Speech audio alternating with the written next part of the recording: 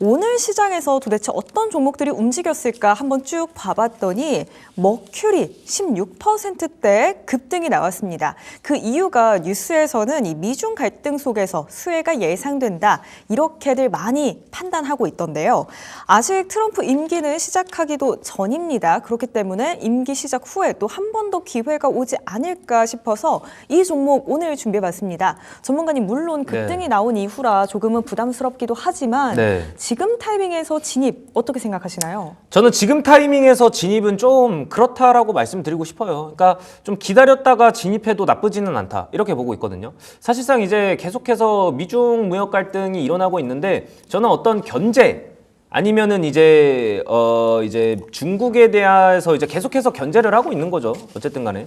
그래서 오늘 많이 올라와줬고 이 갈등 속에서 이제 수혜를 받은 종목 중 하나가 이제 머큐리라고 보고 있습니다. 그래서 이렇게 보면은 지금 외신에서는 사실 뭐 인터넷 공유기에 대해서 이제 원래 미국인들이 많이 썼던 인터넷 공유기가 TP-Link라고 있습니다. 근데 그 TP-Link의 점유율이 거의 50%에서 60%까지 육박해요. 그러니까 절반 이상을 쓰고 있는 거죠. 우리나라로 따지면은 이제 뭐 지하철 공유기나 아니면은 뭐 가게에서 쓰는 공유기나 그런 메이커를 따졌을 때 이제 TP-Link라는 게 있는 거겠죠. 근데 여기서 이제 판매 금지를 한다 이런 이야기가 나왔어요. 그에 따라서 머큐리가 들어왔는데 이제 계속 신경전을 벌이고 있고 사실 뭐 머큐리가 뭐 올라와 준 것도 규제 때문이라고 했잖아요. 그럼 이유가 뭔지 살펴보면은 뻔합니다. 국가 안보 때문에.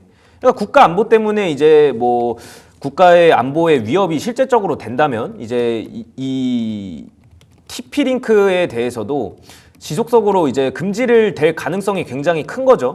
그래서 뭐 내년부터는 금지가 된다라는 소식도 계속 전해지고 있긴 해요. 근데 지금 미국에 무선공유기 이제 플럼 인증을 받은 기업이 하나 있어요. 그 플럼 인증을 받기가 좀 어렵긴 한데 그중 하나가 머큐리라는 거죠.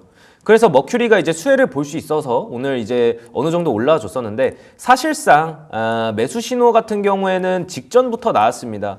그러니까 우리가 알 수 없는 무언가가 신호는 10월 달부터 나온 거겠죠. 그래서 머큐리가 어느 정도 수혜를 볼 수 있을 것 같고 이제 플럼 기술을 쓰는 통신 사업자가 있을 거 아니에요. 이전에 말씀드렸던 뭐 우리나라 지하철이라던가 아니면 가게에서 쓰는 공유기라던가 그래서 이런 플럼 기술을 쓰는 통신 사업자가 이제 미국에서는 400개 이상입니다. 누적 가입자는 6천만 명 이상이에요. 자, 그러면 여기서 추가 수주가 있었어. 추가 수주가 있어서 거기에 대해서 추가적으로 기회가 생긴다면 머큐리에 대해서도 좋은 흐름으로 갈 수 있는 미래성장 동력 발전 가능성에 대해서는 충분하다. 이렇게 보고 있는 거죠. 그래서 일단은 10월 10일에는 어느 정도 이제 매수 신호가 들어왔었고 고가가 21% 그리고 종가가 8%에 마무리하고 그 다음에 바로 급등을 줬었죠. 그리고 조정 기간을 좀 주고 시장의 눌림에 따라서 같이 눌렸다가 그 다음에 다시 회복성을 띈 건데 사실 이 부분 같은 경우에는 주가가 많이 올랐다라기보다는 기준봉 대비 주가가 회복했다라는 게 더 맞는 말인 것 같습니다. 자, 그러면 앞서 말씀드렸던 것과 같이 이런 시장에 대해서 미래 발전 가능성이나 동력이 충분히 확인된다면은 지금 3분기로 마이너스 4억의 적자를 충분히 회복할 수 있다라고도 보고 있습니다. 그래서 BPS 또한 6,200원이고 PBR도 0.8배. 자, 그러면 안정성 지표도 한번 봐볼까요? 포인트는 이거죠.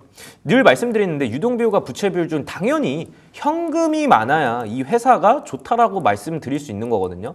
그러면은 부채 비율은 전년 대비 좀 줄어들었습니다. 그래서 다시 스냅샷으로 돌아가 보면은 지금 이제 유보율 또한 1000%인데 어떻게 되고 있습니까? 부채 비율은? 여기가 부채 비율이거든요. 부채 비율은 지속적으로 줄어들고 있어요. 이런 줄어들고 있는 추세에서 유보율은 늘어나고 있습니다. 이런 흐름에서 다시 한번 머큐리가 주가 상승으로 인해서 좀 우리가 좀 웃을 수 있는 그런 차트를 그려나가지 않을까라고 보고 있어요. 그래서 지금 시점에서 봤을 때도 일단 일봉으로 보여드리겠습니다. 여기서 봤을 때도 주가가 10,000원까지 갔다가 4,200원으로 굉장히 많이 빠진 상태거든요.